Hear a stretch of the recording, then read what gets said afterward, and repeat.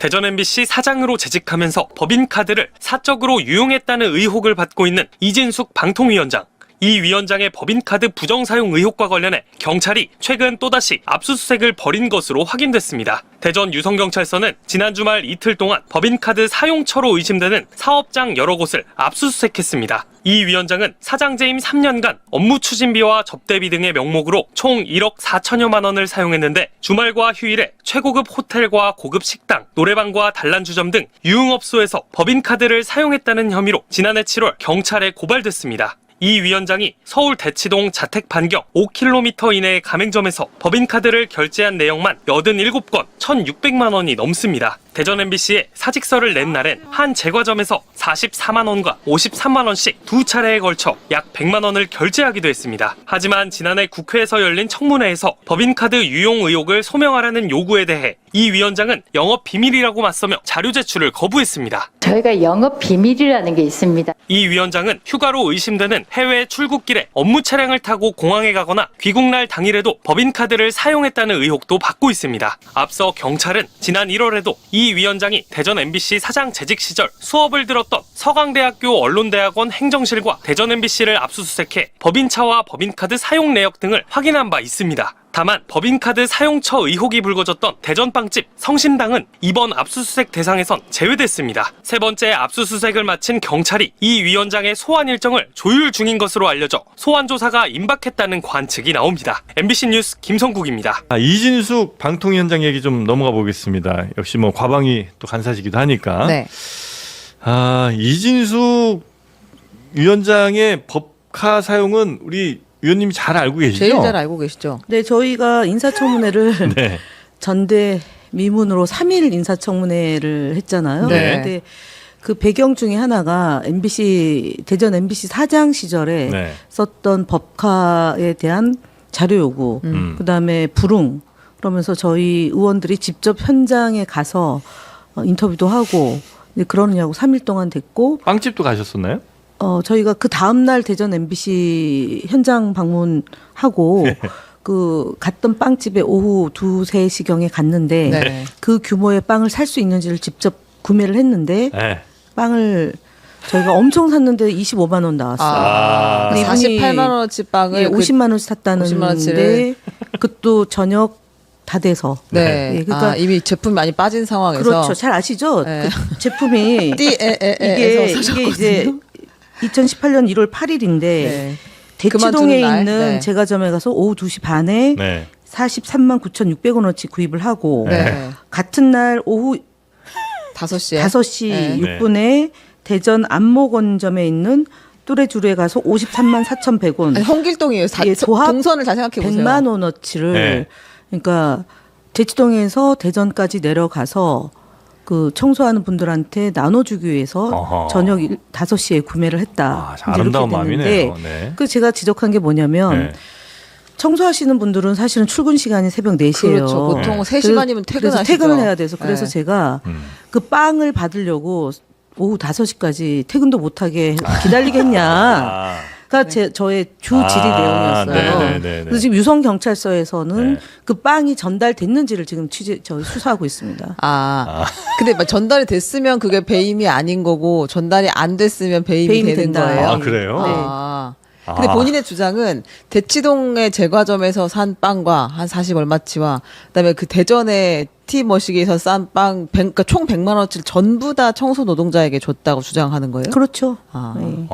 그래요? 근데 받은 사람은 한 명이다라고 특정을 했고 당시 여당 의원에게는 그 빵을 받아서 고맙다라는 그런 감사 인사를 받은 게 있다라고 얘기는 하는데 저희들한테 확인은 안 시켜주고 한 있습니다. 명은 받은 건 맞고요.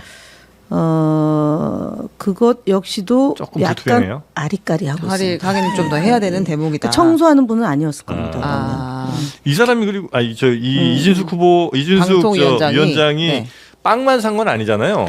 뭐 와인 그다음에 슈퍼마켓에서 마트에서도 20만 원씩 뭘 사고요. 주유소에서도 뭐 한 번에 주유소도 200만 원을 사고 결제했다고 그러던데. 제일 좀 독특한 것은 예? 커피를 꼭 한 잔씩 사요. 이거 되게 싫어요. 저랑 약간 다른 포인트에 꽂혔어요, 의원님이 지금. 왜? 그러니까 저는 주유소를 1회 200만 원 결제했다. 그건 뭐, 이거 이제 이상하고. 선결제를 아마 해놓고 이제 뭐 주변 사람들 돌아가게 하거나 아니면 본인이 계속 그냥 뭐 사적으로 차를 쓸 때도 이용했던 거 아닌가 이제 그런 의심을 할 수 있는데 의원님이 계속 새벽 4시에 빵집에서 4,000원을 썼다. 커피를 마실 때 꼭 한 잔씩 마신다. 이제 이게 수행하는 분은 그러면은 왜냐면은 네. 저희도 많이 빵 웃었어요. 빵 터졌는데 네. 보십시오. 새벽 4시면 이분은 퇴근을 못 한다는 거잖아요. 혼자 가실 수 수행하시는 있는 거 분은. 아니에요? 수행하시는 분은 네. 집이 이제 도곡동인데 네. 원래 관저 소위 개념 이제 대전 MBC 사장은 네. 그 대전 MBC 근처에 이제 집을 사택을 주잖아요. 아. 여기서 생활을 해야 되는데 네. 굳이 또 올라옵니다. 왜냐면은 서강대학원을 다녀요. 야간에 네네. 대학원 예, 다녀요. 대학원을 다니기 때문에. 주영 야독 장난 아닙니다. 근데 그 네. 대학원도 2번에 걸쳐 다녀요. 그래요? 한 번이 아니라 2번이에요. 일주일에 2번이라는 아니요. 얘기예요? 아니면은 2번.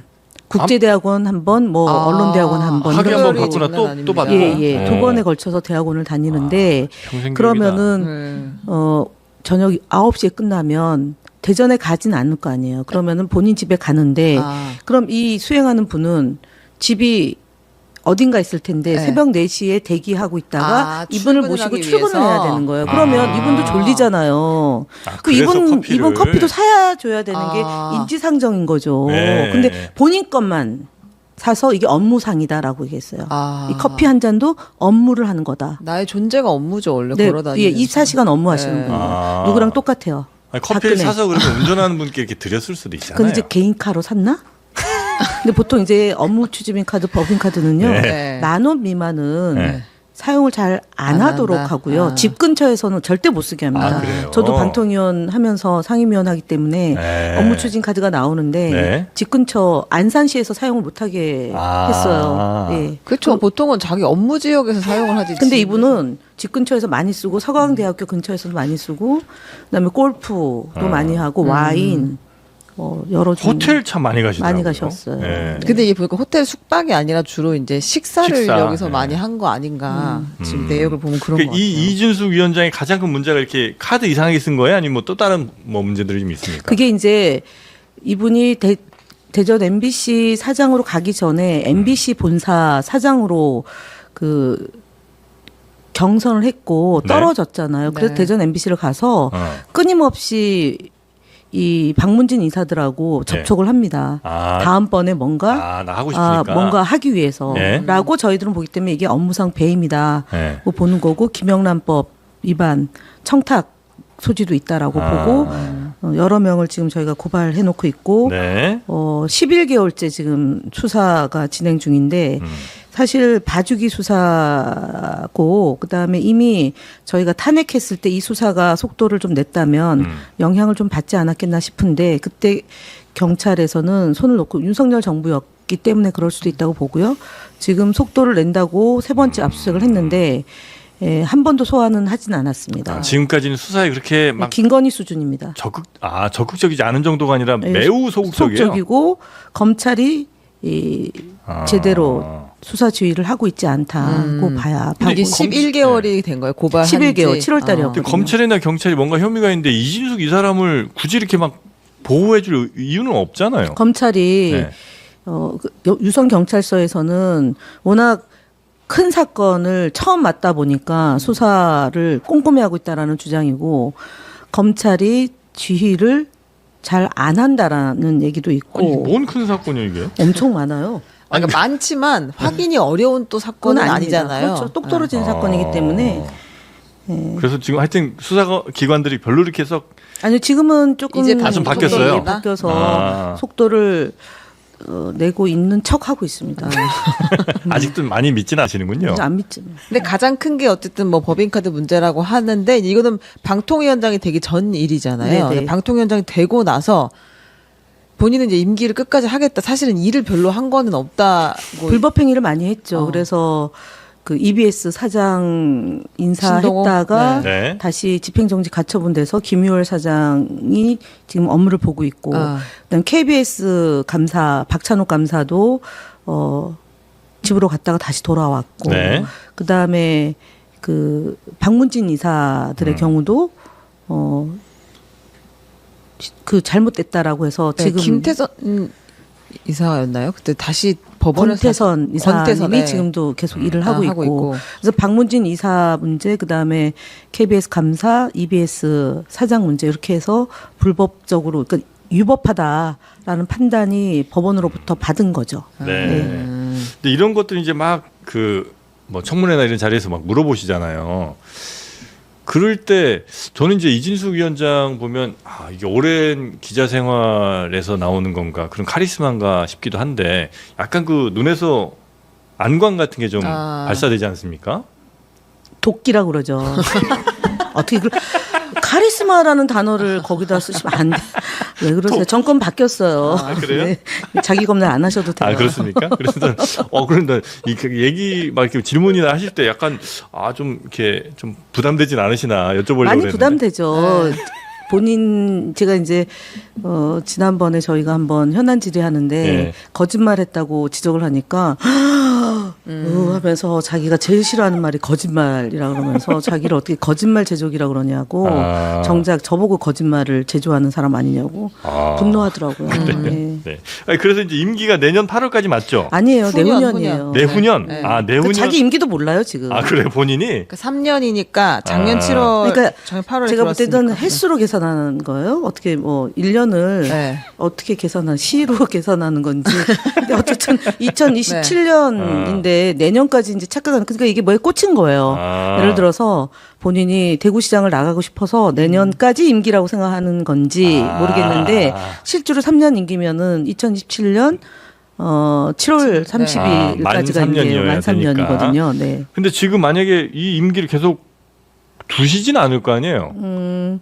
일단은 지금 이제 경찰서에서 기소를 하고 네. 수사를 하면 그게 이제 제일 본인으로서는 부담일 거고요. 예. 왜냐하면은 한상혁 위원장의 경우는 TV조선 재승인 과정에서 점수를 조정한 것을 뭐 조작했다라고 둔갑시켜서 기소됐다는 이유만으로 해임을 시켰거든요. 네. 당시 상임위원들이 건의를 하고 그다음에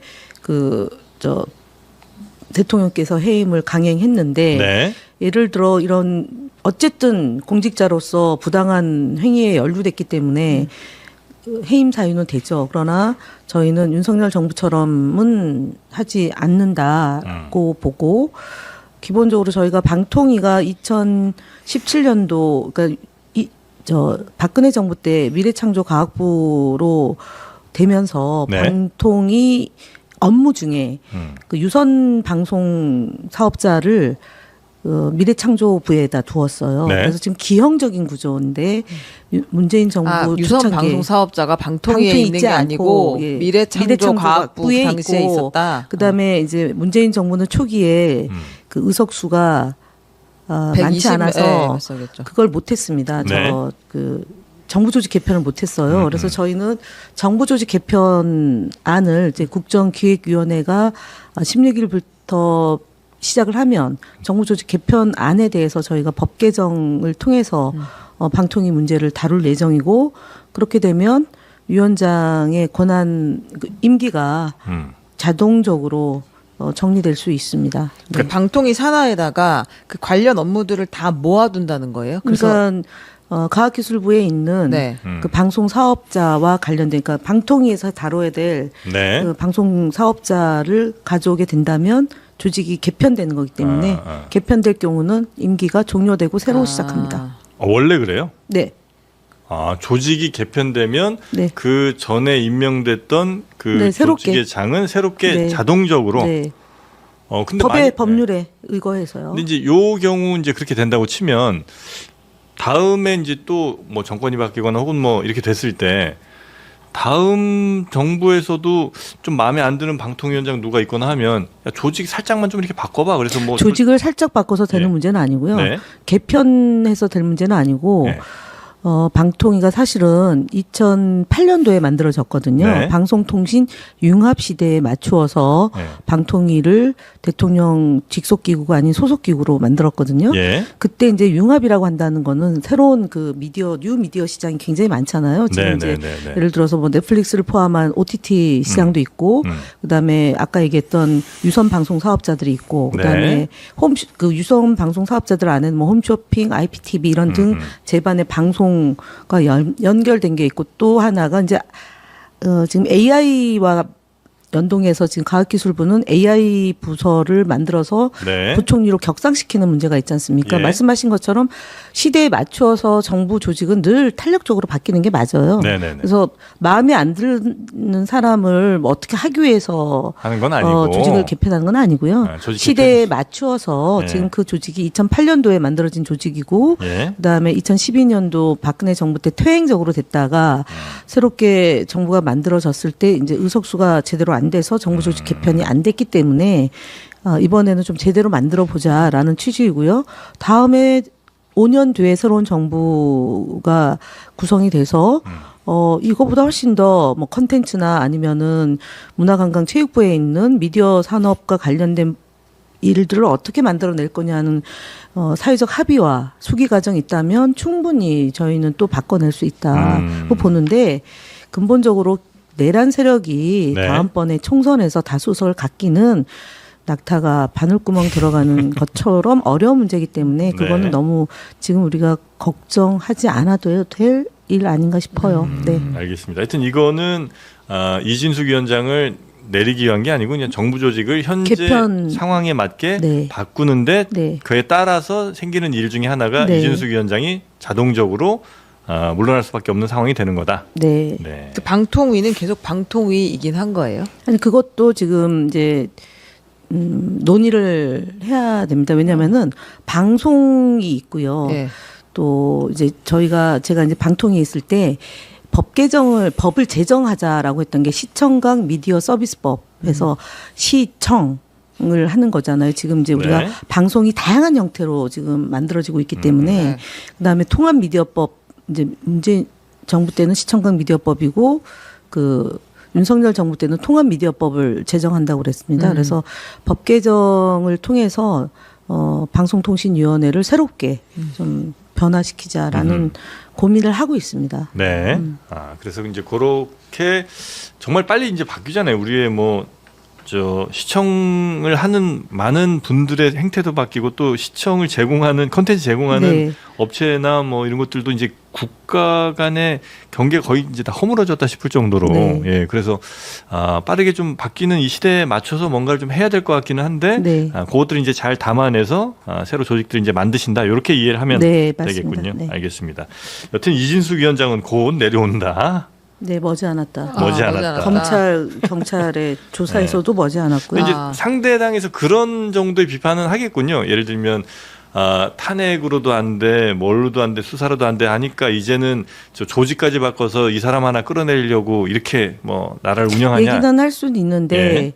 앞서 말씀드렸던 것처럼 본인들이 한 게 있는데 네. 그렇게까지 방어할 수도 없고 네. 사실은 이진숙 위원장을 뭐 국회의원들이 방어하는 건 있겠지만 네. 법적인 문제는 이 카드 쓰고 그다음에 이 남발한 거에 대해서는 도리가 없고 그다음에 위법한 행위에 대한 문제 특히 이제 이인 구조에서 결정해서 그것이 법원에서 제동이 걸린 문제도 있고요. 네. 그다음에 방송사들의 그런 많은 일들을 방치한 것도 있거든요. 네. YTN 문제도 그렇고 TBS 문제도 있고 해서 지금의 감정으로 국민 정서법으로 얼마나 방어가 될 수 있을지는 좀 두고 볼 일이다. 예. 그럼 조직이 개편돼야 이제 방통위원들도 새로 추천하고 예, 이렇게 그렇습니다. 되겠군요. 네. 지금은 그냥 방통위원장 혼자 혼자 홀로 있죠. 서 있는 네. 거잖아요. 이게. 김태규 부위원장도 부위원장도 사퇴하고. 없고. 예. 알겠습니다. 그리고 그 첫날 국무회의 끝나고 그날 그 스케치했을 때 이진숙 방통위원장 표정이 매우 안 좋았어요. 이슈가 됐었죠. 안 네, 좋았었잖아요. 근데 그날도 그렇고 이제 오늘 회의에서도 이진숙 위원장이 이제 특검에 대해서 정치보복으로 비추어질 수 있다.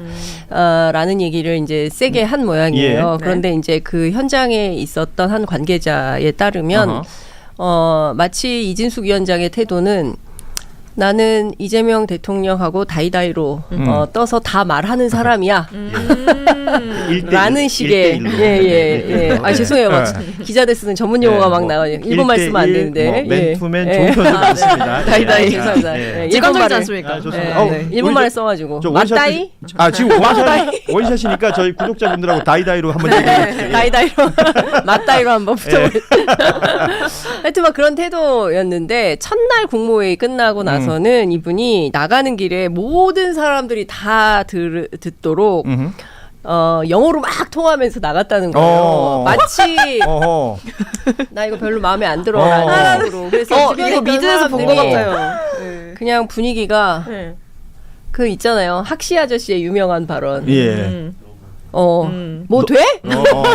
이런 분위기의 반응이 있었다. 그러니까 지금 전체적으로 분위기가 어떠냐면 전 정부에서 일했던 국무위원들은 처음에는 어리둥절한 겁니다. 그리고 김밥 먹이지 앉은 자리에서 3시간 회의하지 이거 어떻게 해야 되나 이러다가 일단 다 말씀해 보십시오. 어차피 다 국무위원들은 이제 공무원들이고 예. 그리고 다 국민을 위해서 봉사하는 거지 뭐 특정인을 위해서 뭐 사람한테 충성하고 이런 거 아니지 않냐. 다 말씀해 보시라 다 들어주겠다. 이제 이런 태도니까 첫날은 그랬다가 이제 둘째 날부터 뭔가 좀 약간 기가 살아서 이 얘기도 하고 저 얘기도 하고 뭐 다양한 이런 이야기들이 분위기. 나온다는 거. 그리고 예. 이제 물가 점검 같은 거 할 때는 이제 잘 모르니까 관계 그 예. 과장급까지 실무진들 다 들어와서 회의하도록 하자. 이제 이렇게 열린 분위기가 되니까 약간 맘 놓고 막 얘기하는 분위기가 된 모양이에요. 그래서 김서구 차관 같은 경우에는 무슨 얘기를 그렇게 10분 동안 했냐라고 물어보니까 국회에서 늘 하던 얘기였다. 근데 굉장히 말이 빨랐다는 거예요. 한 4배속 정도로 얘기를 해가지고 무슨 얘기인지 도대체 알아들을 수가 없는 얘기를 하기도 했는데 맥락은 국회 때 와서 했던 얘기랑 똑같이 했다라는 거예요. 이제 이따가 쭉 얘기를 하겠지만 이재명 정부 들어선 지 이제 일주일 됐습니다. 일주일 됐는데 이제 국민들이 이제 뭔가 새로운 정상 국가로 가나 이런 분위기에서 이분들도 약간 회복하는 흐름과 분위기예요. 그래서 오늘 보면 법원 앞에 국민의힘 찾아가서 의총하면서 지금 당장 재판 왜 안 하냐, 법치주의 무너졌다 이런 주장을 하는데 이 민의를 배반하는 행동을 다시 시작하려고 하는 것이다. 그래서 저는 이런 생각이 좀 들었어요. 그러니까 국무위원들의 얘기를 다 대인배의 자세로 대통령이 다 들어주마라고는 하고 있지만 그렇다고 해서 다 들을 필요가 있을까라는 생각이 좀 들었습니다. 저는 국무위원들이 지금 인지 부조화 상태일 것 같아요.